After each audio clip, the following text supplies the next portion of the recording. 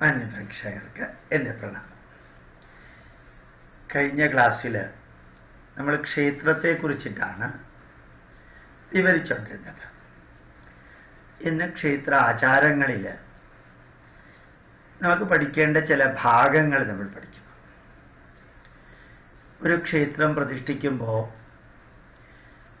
ആ ക്ഷേത്രം പ്രതിഷ്ഠിക്കാനുള്ള യോഗ്യതയുള്ള മണ്ണാണോ ഭൂമിയാണോ എന്നെല്ലാം പരിശോധിച്ചിട്ടാണ് ഒരു ക്ഷേത്രത്തിന് ഒത്തിരി കാര്യങ്ങൾ വിലയിരുത്തിയിട്ടാണ് ക്ഷേത്രം നിർമ്മിക്കുന്നത്.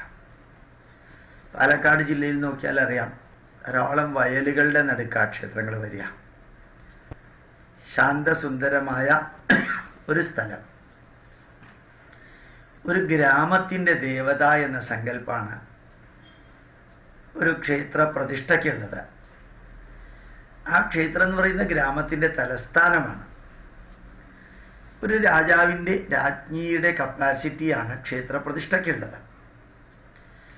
ആ ക്ഷേത്ര പ്രതിഷ്ഠ കേരളത്തിൽ നടത്തുമ്പോൾ ദേവപ്രശ്നം വെച്ച് ദൈവജ്ഞന്മാരെന്ന് പറയുന്ന ജ്യോതിഷന്മാർ സത്യം, ധർമ്മം, നീതി, ന്യായം ഇത് നാലും നല്ലോണം ഉണ്ടായിരുന്ന കാലത്ത് ക്ഷേത്രത്തിൻ്റെ എല്ലാ കാര്യങ്ങളും അവർ ചോദ്യങ്ങൾക്ക് ഉത്തരമായിട്ട് വിവരിക്കുന്നതിന് പ്രശ്നം വയ്ക്കാന്ന് പറയും. പ്രശ്നം എന്ന് വെച്ചാൽ ചോദ്യം.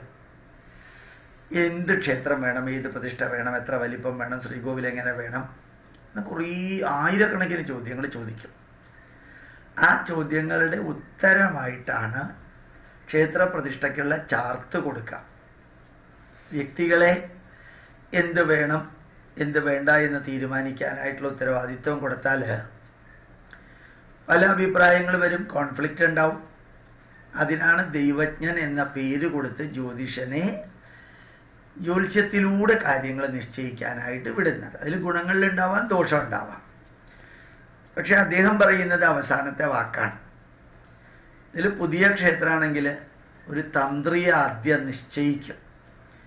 നമ്മളിപ്പോൾ മുഖ്യമന്ത്രിയെ നിശ്ചയിക്കുന്ന മാതിരി, ആക്ടിംഗ് മുഖ്യമന്ത്രിയെ നിശ്ചയിക്കുന്ന മാതിരി, പ്രധാനമന്ത്രിയെ നിശ്ചയിക്കുന്ന മാതിരി, പ്രസിഡന്റിനെ നിശ്ചയിക്കുന്ന മാതിരി ടോപ്പ് വ്യക്തിയെയാണ് ഇലക്ഷൻ കഴിഞ്ഞാൽ ആദ്യം നിശ്ചയിക്കുന്ന പ്രധാനമന്ത്രി അല്ലെങ്കിൽ മുഖ്യമന്ത്രിയാണ്. ഇവിടെ തന്ത്രിയെ നിശ്ചയിച്ചു കഴിഞ്ഞാൽ തന്ത്രി കുറേ കാര്യങ്ങൾ വിശകലനം ചെയ്യും. ജ്യോത്സ്യൻ ചാർത്തിലൂടെ കുറേ കാര്യങ്ങൾ പറയും. അമ്പലം നിർമ്മിക്കുമ്പോൾ അതിനുണ്ടായിരിക്കേണ്ടതായ കാര്യങ്ങളും ഉണ്ടാകാൻ പാടില്ലാത്ത കാര്യങ്ങളുമെല്ലാം ചാർത്തില് ജ്യോതിഷനും തന്ത്രിയും കൂടി ഇരുന്ന് തീരുമാനിക്കണം. അവർക്കതിൽ സ്വാർത്ഥത ഉണ്ടാവരുത്. അവർക്ക് സ്വാർത്ഥത ഉണ്ടായാൽ ദൈവകോപം ഉണ്ടാവും. ആ പ്രദേശത്തെ വ്യക്തികളുടെ അഭിപ്രായത്തിന് യോജിക്കുന്ന വിധത്തിൽ കഴിയുന്നത്രയും ക്ഷേത്ര പ്രതിഷ്ഠ കഴിഞ്ഞാൽ തന്ത്രിയാണ് ആ പ്രതിഷ്ഠയുടെ ചാർജ്. ഒരു ക്ഷേത്രത്തിലെ തന്ത്രിക്ക് പ്രതിഷ്ഠയുടെ പിതാവിൻ്റെ സ്ഥാനമാണ്, അച്ഛൻ്റെ സ്ഥാനമാണ്. ആ വിഗ്രഹത്തിന് ചൈതന്യം പകരുന്നത് തന്ത്രിയാണ്. മനനാൽ ത്രായതീതി മന്ത്ര, മന്ത്രം മനസ്സിനെ സ്വാധീനിക്കുന്നു, തന്ത്രം ശരീരത്തെ സ്വാധീനിക്കുന്നു. തനു എന്ന് പറഞ്ഞാൽ ശരീരം.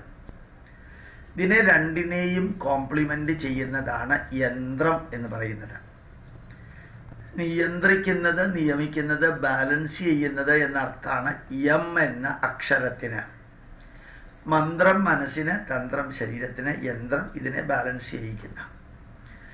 മന്ത്ര തന്ത്ര യന്ത്രാത്മികായൈ നമഃ എന്ന് പറഞ്ഞാൽ ഇത് മൂന്നും ചേർന്നതാണ് ക്ഷേത്രം. ആ ക്ഷേത്രം പെർഫെക്റ്റ് ആയാലേ ക്ഷേത്രത്തിലേക്ക് വരുന്നവർക്ക് പെർഫെക്ഷൻ കിട്ടുള്ളൂ. അങ്ങനെയാണല്ലോ, അനുഗ്രഹിക്കുന്നവന് യോഗ്യത ഉണ്ടെങ്കിലല്ലേ അനുഗ്രഹം സ്വീകരിക്കുന്നവന് യോഗ്യത ഉണ്ടാവുള്ളൂ. അപ്പൊ നമ്മൾ ആ ക്ഷേത്രം നല്ല രീതിയിൽ നിർമ്മിച്ചു കഴിഞ്ഞാൽ, ആ വിഗ്രഹത്തെ പ്രതിഷ്ഠിച്ചു കഴിഞ്ഞാൽ വിഗ്രഹത്തിൻ്റെ നീളം, വീതി, ഉയരം, പീഠത്തിൻ്റെ നീളം, വീതി, ഉയരം, കല്ലിൻ്റെ പ്രത്യേകത, ഇതെല്ലാം ഒരു തച്ച് ശാസ്ത്രജ്ഞനെ ഏൽപ്പിക്കാം. കല്ലുമായിട്ട് ബന്ധമുള്ളവരാ. അവർക്ക് ചിറ്റിക കൊണ്ടടിച്ചാൽ കല്ലിൻ്റെ പ്രത്യേകത അറിയാൻ സാധിക്കും. ഇപ്പം സ്ത്രീശില പീഠമായിട്ടും പുരുഷശില വിഗ്രഹമായിട്ടുമാണ് എടുക്കുക. സ്ത്രീ ദേവതകൾ സരസ്വതി, ലക്ഷ്മി, പാർവതി തുടങ്ങിയ പ്രതിഷ്ഠയാണെങ്കിൽ പുരുഷ പീഠം, സ്ത്രീ വിഗ്രഹം, സ്ത്രീ ശിലയാ ഉപയോഗിക്കാം. ഇത് മറിച്ചും ആവാമെന്ന അഭിപ്രായമുണ്ട്. ഇതൊന്നും വളരെ ക്രൂഷ്യൽ അല്ല, തന്ത്രവിധി പ്രകാരം ഇമ്പോർട്ടൻ്റ് ആണ്.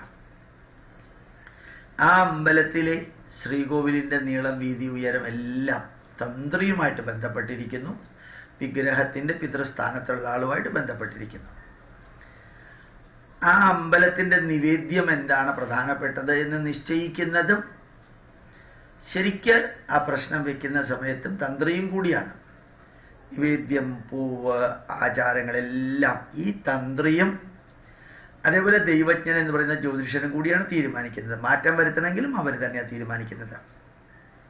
പ്രതിഷ്ഠ എല്ലാം കഴിഞ്ഞ വിഗ്രഹത്തിനെ പ്രതിഷ്ഠിക്കുന്നതിന് മുമ്പ് ചെയ്യേണ്ട കുറേ കാര്യങ്ങളുണ്ട്.